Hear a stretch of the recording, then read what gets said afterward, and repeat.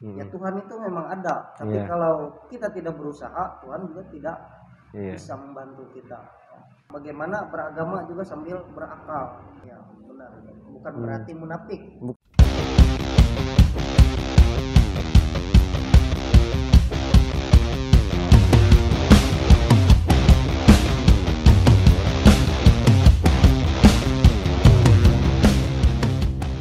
Bapak Tegar atau Bapak Roberto. Apa kabar? Baik sekali kabar. Baik sekali. Ini kalau anak-anak lihat di akun sosmednya Roberto Tegar Joanto. Yang benar siapa sih namanya? Nama singkatnya Roberto. Itu kalau dari sejarahnya memang sengaja dipersingkat. Kalau nama lengkapnya memang Roberto Tegar Joanto. Karena dulu orang tua ada kekhawatiran kalau misalnya saya mengalami kesulitan kalau di saat sekolah itu, sehingga salah tulis atau apa, kan itu bisa berakibat pada setelah kita lulus nanti kalau sampai nama-nama itu salah. Seperti itu. Sehingga akhirnya diputuskan di akte kelahiran itu dibuat nama yang pendek saja, Roberto. Oh, jadi seperti itu. Ya, saya juga sering ngajar ke anak-anak bahwa emang vital kalau masalah data, khususnya nama, tempat, dan tanggal lahir ya Pak. Jadi mungkin salah satu mengantisipasi hal tersebut dipendekkan juga namanya. Iya, memang seperti itu. Jadi nggak salah berarti siswa manggil Pak Tegar ataupun Pak Roberto. Tapi secara administrasi itu Pak Roberto ya? Iya, Pak Roberto saja. Pak Roberto. Ini yang menarik lagi dari hal Bapak ini yang bisa diulik, mungkin anak-anak lihat titel atau dari data yang dibagikan atau saat pengenalan lingkungan sekolah bahwa titel Bapak ini beda dengan yang lain. Bagi yang baru menemukan, kalau boleh tahu SAG itu apa? Ya, kalau SAG itu seringkali jadi bahan lelucon orang, ya, bro. Nah, itu kadang-kadang itu katanya sarjana alam gaib. Iya. Nah, tapi kalau dalam pengertian yang aslinya SAG itu sarjana agama. Memang di zaman sekarang SAG itu rasanya sudah tidak lagi dipakai ya gelarnya untuk lulusan-lulusan terbaru. Sekarang semuanya juga menggunakan SPD. Nah, kalau mau dibilang tadi kepanjangan leluconnya itu tadi salah, tidak juga, karena memang sarjana agama itu ya berkecimpungnya memang seperti di alam gaib seperti itu ya. Karena masalah agama ini kita modalnya percaya saja. Kebenarannya ya nanti ketika kita kembali ke sana baru kita tahu kebenarannya apa. Ya, jadi Bapak ini adalah basicnya, pokoknya guru mapel agama Katolik. Ya. Tapi kan mungkin di anak-anak ada yang Bapak ajar bukan sebagai guru mapel agama ya? Ya, ada. Kalau untuk semester yang lalu itu saya mengajar PKWU juga, lalu sejarah Indonesia. Kalau untuk di semester ini PKWU sudah tidak mengajar lagi, hanya mengajar sejarah Indonesia dan sejarah dunia untuk membantu. Ya mungkin kepala sekolah kita punya pemahaman sendiri bahwa mungkin agama itu ada kaitannya dengan sejarah, mungkin seperti itu. Itu hemat saya. Ya, yang jelas Anda dianggap mampu. Ya. Ini mohon maaf dulu ya, audionya mungkin nanti agak kacau suara motor karena kondisi di sekolah tepat di pinggir jalan. Karena Pak Roberto juga sibuk, akhirnya bisa ketemunya juga di sekolah. Kita nggak bisa syuting di rumah Pak Roberto. Nah, kalau boleh tahu, siapa tahu nanti ada murid-murid Bapak yang mau nyari atau mau silaturahmi atau mau berkunjung ke rumah Bapak, kalau boleh tahu alamatnya di mana? Kalau untuk alamat, saya masih menumpang dengan orang tua di Gang Kehutanan kalau dulu. Tapi sekarang disebut dengan Jalan Koramil. Ya, masih satu gang dengan Pak Soehardi di situ. Lalu Ibu Katarina, Ibu Siana, dan Ibu Sri Maratni. Satu gang.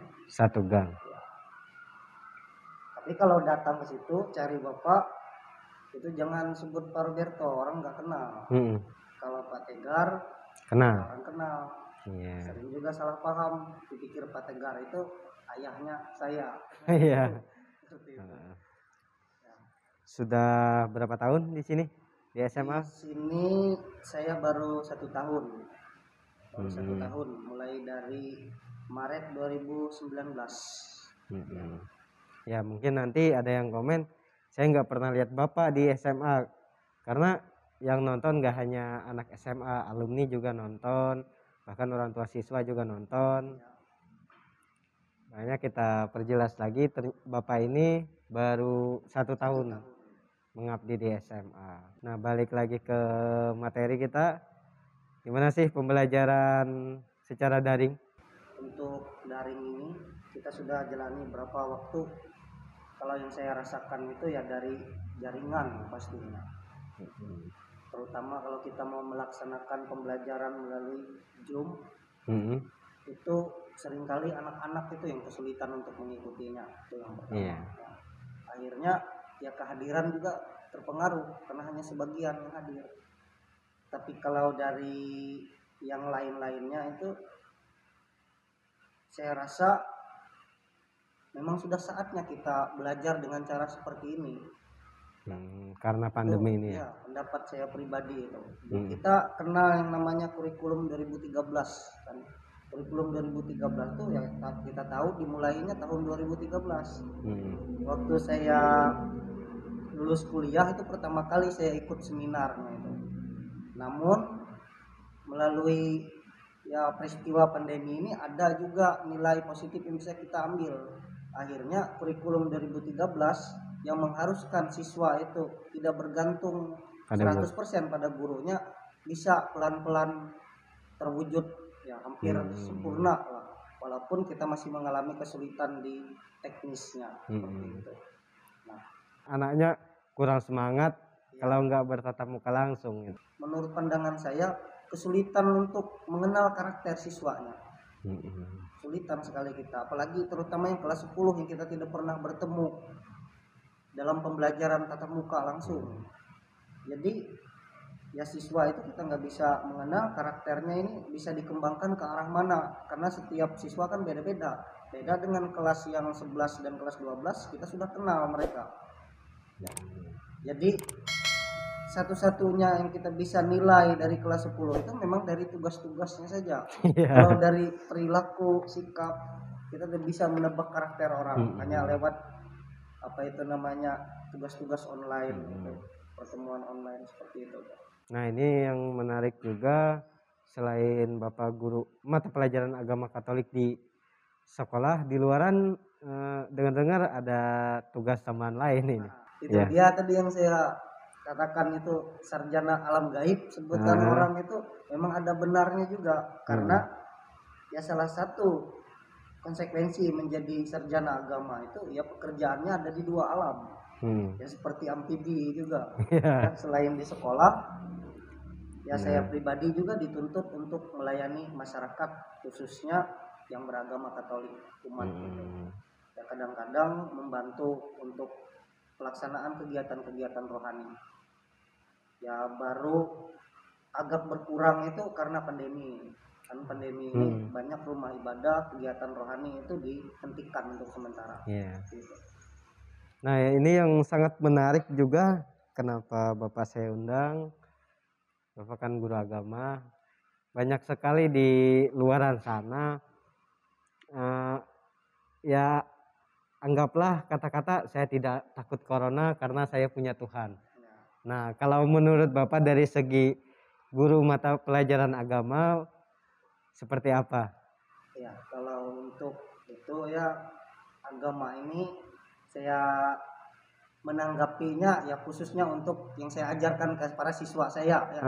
Ketika pertama kali virus ini mulai masuk ke Indonesia itu saya gencar sekali memperingatkan mereka di grup, melalui grup kelas itu supaya berhati-hati karena pada waktu itu masih sangat apa itu namanya kacau sekali antara percaya dengan tidak percaya orang-orang ya tentang itu, sehingga akhirnya mulai dikait-kaitkan dengan agama. ada yang mempercayai agama itu sehingga akhirnya cuek terhadap virus ini, ada juga yang terlalu tidak percaya dengan agama sehingga terlalu takut dengan virus itu. Jadi kalau yang saya sarankan kepada siswa-siswa itu ya kita berada di tengah-tengah.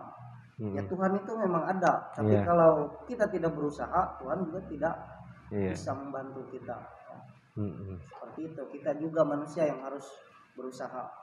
Ya kan banyak argumen-argumen di luar sana, kalau belum saatnya mati, walaupun saya keluar nggak pakai masker atau apa, nggak bakalan kena virus, katanya itu kan banyak. Nah, untuk menyadarkan terutama khususnya untuk peserta didik kita ya, supaya nggak keliru karena terhasut kata-kata seperti itu, saran Pak Tegar tadi ada di tengah-tengah gitu ya. Karena ibaratnya seperti ini, kalau kita bilang seperti itu tadi ya, kalau belum waktunya kita maaf mati gitu ya, mati, meninggal ditentukan oleh Tuhan, maka nggak akan kita. Nah, kalau untuk memperjelas seperti itu, kita ambil saja contohnya, misalnya 2 orang, satunya dia rajin beribadah, satunya tidak. Tapi kalau sama-sama berdiri di rel kereta api, sudah jelas mereka 2 sama-sama meninggal. Ya, tidak ada bedanya. Karena jelas-jelas hal yang sudah berisiko ditantang. Hanya dengan modal seperti itu tadi. Ya beda lagi kalau kita paham bagaimana beragama juga sambil berakal. Seperti itu. Nah, kalau dari Bapak Tegar sendiri, supaya anak-anak tetap memperhatikan protokol kesehatan walaupun ini ya, jangan menyepelekan gitu ya. Menyepelekan. Karena ya virus ini memang nggak kelihatan. Kalau sesuatu yang kelihatan itu mungkin kita mudah menghindarinya. Kalau sesuatu yang tidak kelihatan ya bagaimana kita tidak tahu dia ada di mana saja, ya kan? Itu banyak hal positif yang bisa kita ambil melalui pandemi ini, yang seharusnya membuat kita, terutama anak-anak itu belajar bagaimana memperbaiki diri mungkin. Ya. Dan kalau untuk anak-anak ya mungkin sikap manjanya terhadap sekolah selama ini, terhadap guru. Ya, kadang-kadang siswa kan banyak yang pasrah saja melakukan pembelajaran itu. Kalau sudah nggak bisa ya pasrah gurunya. Nah, tetapi sekarang pembelajaran itu tidak hanya melalui guru saja ilmu yang bisa kita dapat. Banyak hal.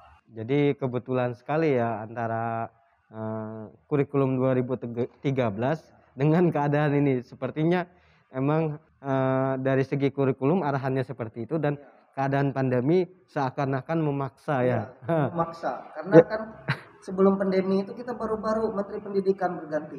Nah, di situ Menteri Pendidikan salah satu anjurannya mengajak para guru itu supaya tidak menjadi satu-satunya yang berbicara kalau dalam pembelajaran itu, karena ilmu itu bisa kita dapat dari berbagai hal. Sekali-kali katanya biarkan siswa yang menjadi guru di depan katanya. Nah, seperti itu, sehingga akhirnya pas pandemi datang mau tidak mau kita langsung melaksanakan pembelajaran seperti itu. Cukup ini ya, kalau dari guru agama tadi dari segi kendalanya ada masalah jaringan juga. Selain itu pesannya juga tetap perhatikan protokol kesehatan untuk saat ini walaupun kita punya agama gitu ya. Yang sangat lucu, Bapak ini punya anak tapi belum punya istri. Lihat targetnya sebenarnya sudah lewat. Lihat targetnya sudah lewat. Ya amin, doakan saja. Cepat apa dulu nih? Cepat nikah. Oh ya, amin. Dapat jodoh ya pastinya. Amin.